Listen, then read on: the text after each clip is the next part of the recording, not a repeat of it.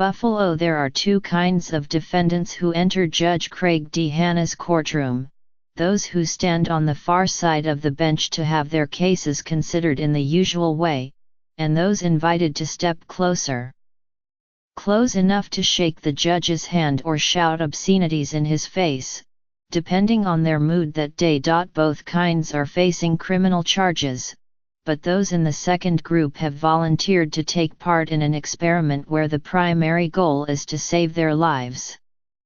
Arrested for crimes related to addiction, they are participants in what is believed to be the nation's first opioid court. Unlike typical drug courts, which can end in punishment if defendants relapse, this one recognizes that failure is part of the recovery process. Its measure of success preventing death is arguably a low bar.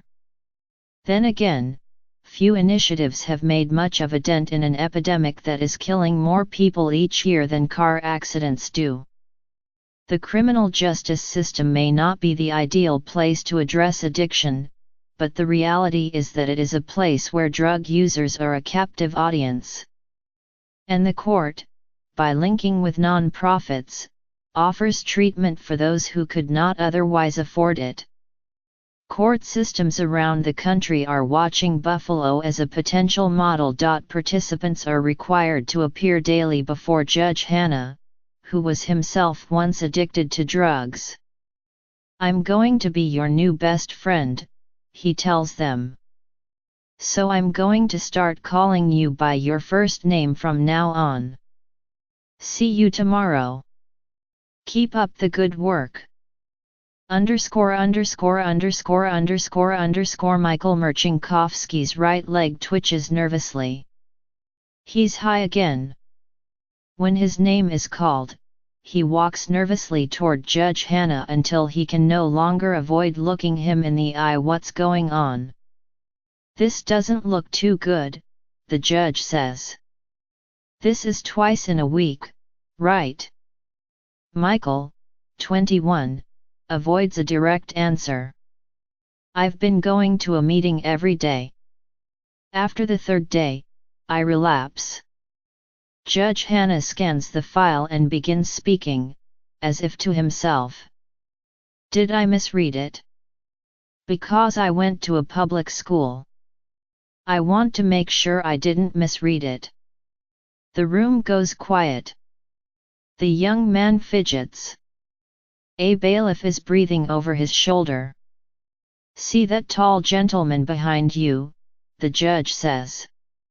"I'm thinking about keeping you." During a break, Michael says he sets a timer every 15 minutes to interrupt his urge to use. "From midnight to 6 a.m., I'm screaming."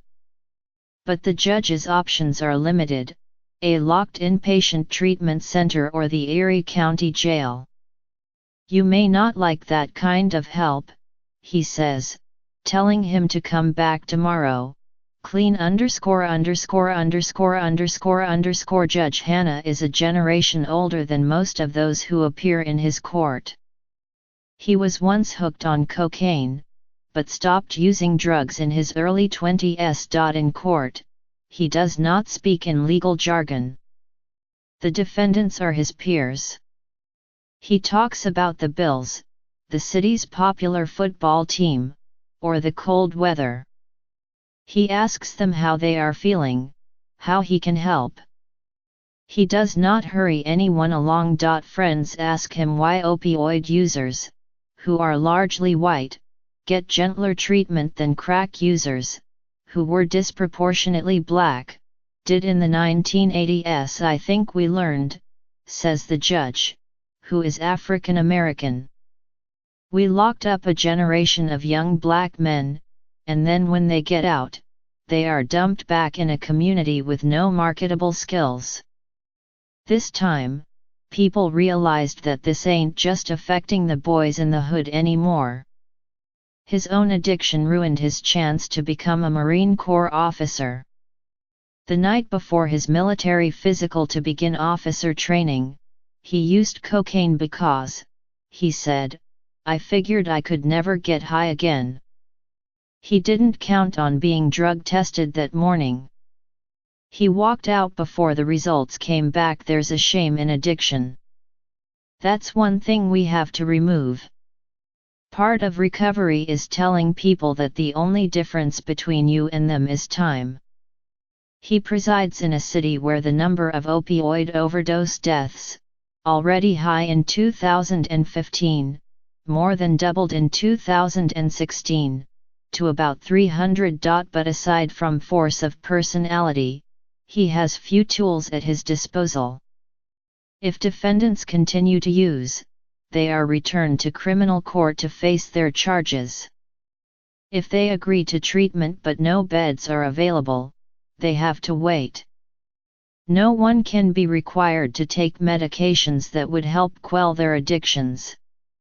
But if participants complete the program, which generally means going 60 days without drugs, they have a good chance of having their charges reduced or dropped altogether. Since the project started last May, only one of its 92 participants has died from an overdose. It is too early to tell if the others will stay clean. Judge Hanna acknowledges that the powerful opioids available now are far more ruthless than the drugs of his youth. This substance is a monster. It releases all your pleasure receptors all at one time. If the birth of your baby is an 8, and the best sex of your life is a 9.5, the first shot of heroin is a 4,000.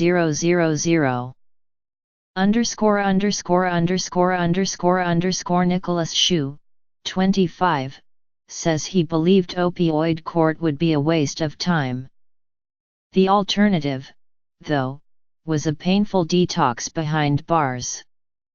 He had not been clean since age 15, when he started by stealing his mother's prescription painkillers. Though he had pledged to avoid shooting up, he eventually cajoled his brother, a heroin user, into injecting him. I told myself, if I ever shot up, my life would be over. He wasn't wrong. He says he lost 10 jobs in a year. He crashed his car.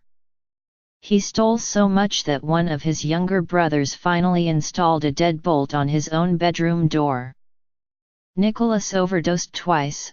Once, he left the hospital to score again. He was not a fan of Judge Hanna, who thought Nicholas's best hope was to check into a locked inpatient treatment facility, where rules are stricter than in many jails.